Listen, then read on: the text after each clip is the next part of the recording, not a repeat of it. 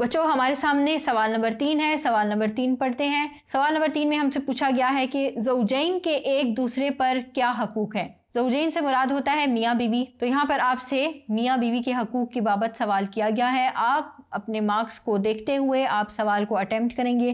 اگر long question ہے تو آپ سب سے پہلے تمہید باندھ لیجئے. زوجین کے حقوق و فرائض کی ہیڈنگ دیں اور اس کے بعد آپ لکھیں کہ اسلام نے ہر لمحہ ہائے زندگی کے لیے ہمیں ہدایات دی گئی ہیں. اسی میں سے ہمیں زوجین کے حقوق و فرائض کے متعلق بھی ہدایات دی گئی ہیں کہ میاں کے کیا حقوق ہیں، میاں پر کیا فرائض ہیں، بیوی کے کیا حقوق ہیں، بیوی پر کیا فرائض ہیں. اس طرح سے آپ تمہید باندھیں گے اور اس کے بعد اگلے نقطے کی طرف بڑھیں گے. آپ ہیڈنگ دیجئے قرآن مجید اور زوجین کی باہمی حقوق. اگر آپ کو قرآنی آیت یاد ہے تو آپ لکھیں گے وَلَهُنَّ مِثْلُ الَّذِي عَلَيْهِنَّ بِالْمَعْرُوفِ. اگر آپ کو نہیں یاد تو آپ صرف ترجمے پر اکتفا کیجئے اور کہیں اور اسی طرح ان عورتوں کی حقوق ہیں جس طرح ان کے فرائض ہیں رواج کے مطابق. تو قرآن مجید کی اس آیت میں زوجین کے حقوق و فرائض کو بیان کیا گیا ہے کہ ہر فرد پر حقوق بھی ہیں اور فرائض بھی ہیں جو کہ اس کو پورا کرنا ہے، دوسرے کے حقوق کا خیال رکھنا ہے اور اپنے فرائض کو ادا کرنا ہے. اگلی ہیڈنگ آپ دیں گے شوہر کے حقوق اور بیوی کے فرائض، اور پھر اس سے اگلی ہیڈنگ آپ کی ہوگی بیوی کے حقوق اور شوہر کے فرائض. تو جب زوجین کے حقوق کے بارے میں آپ سے سوال کیا جائے تو آپ نے ان دونوں نکات کا لحاظ لازمی رکھنا ہے کہ شوہر کے حقوق بھی بتانے ہیں، بیوی کے حقوق بھی بتانے ہیں، شوہر کے فرائض بھی بتانے ہیں اور بیوی کے فرائض بھی بتانے ہیں.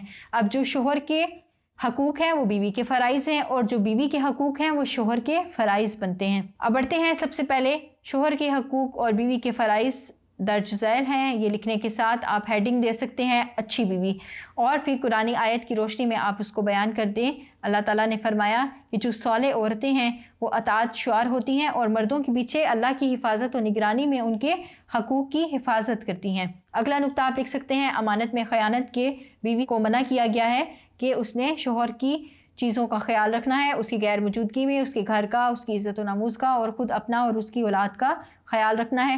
گھر کے جو راز ہیں ان کو افشا نہیں کرنا، گھر کی باتیں گھر کی چار دیواری میں ہی رکھنی ہے. عزت و آبرو اور اس کے ساتھ ساتھ نسب اور نسل کی بھی حفاظت کرنی ہے. یہ آپ کے سامنے شوہر کے حقوق اور بیوی کے فرائض بیان کیے گئے ہیں.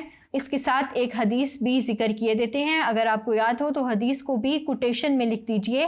حدیث کے مطابق اچھی عورت وہ ہے کہ جب شوہر اسے دیکھے تو اسے مسرت ہو اور وہ اسے کوئی حکم دے تو اس کی اطاعت کرے اور اس کی موجودگی میں بھی اس کی اطاعت گزار ہو اور اس کی عدم موجودگی میں اس کے مال اور اس کی عزت کی حفاظت کرے. پھر اس کے بعد آپ اگلی ہیڈنگ دے دیجئے بیوی کے حقوق اور شوہر کے فرائض.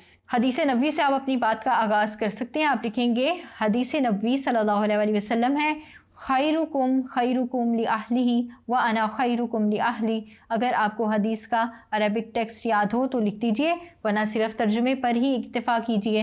ترجمہ کچھ یوں ہے تم میں بہترین وہ ہے جو اپنے گھر والوں کے لیے بہترین ہو اور میں اپنے گھر والوں کے لیے تم سب سے بہتر ہوں. تو ایک شوہر کو چاہیے کہ وہ اپنے خاندان کے لیے اپنی بیوی کے لیے بہترین ثابت ہو. اور اس کے بعد اگلا نقطہ ہے کفالت اور نان نفقہ. جب عورت مرد کے نکاح میں آ جاتی ہے تو آپ اس کی کفالت، اس کا نان نفقہ، اس کا کھانا پینا، اس کا اٹھنا بیٹھنا، اس کے لباس، الغرض تمام چیزوں کی ذمہ داری ایک مرد پر آ جاتی ہے کہ وہ اس کو منتھلی پاکٹ منی بھی دے اور اس کے ساتھ ساتھ اس کی بنیادی ضروریات کا بھی خیال رکھے کہ اس کے اور اپنے بچوں کے کپڑوں کا، لباس کا، مکان کا، چار دیواری کا بندوبست کرے اور اگر ان میں سے کوئی بیمار ہو جاتا ہے تو ان کی بیماری پر بھی خرچ کرے.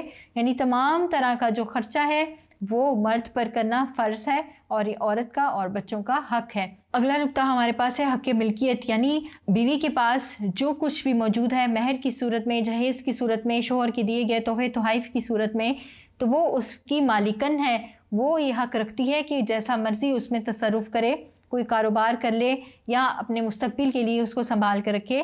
تو یہ بیوی کا حق بنتا ہے کہ وہ اس کو جیسے مرضی استعمال کرے، شوہر اس پر کوئی دباؤ نہیں ڈال سکتا. پھر شوہر کی یہ ذمہ داری ہے کہ وہ اپنی بیوی کے ساتھ حسن سلوک سے پیش آئے، اس کے ساتھ اچھا سلوک کرے، اس کی ضروریات کا خیال رکھے، اس کے ساتھ پیار محبت کا سلوک کرے، اس پر ظلم و زیادتی نہ کرے اور وراثت میں جو اس کا حق مقرر ہے اس کو وہ حق دے اور اس کے معاملے میں اللہ سے ڈرے. جیسا کہ رسول اللہ صلی اللہ علیہ وسلم کی حدیث ہے کہ آپ صلی اللہ علیہ وسلم نے فرمایا تھا اے مردوں عورتوں کے معاملے میں اللہ سے ڈرو۔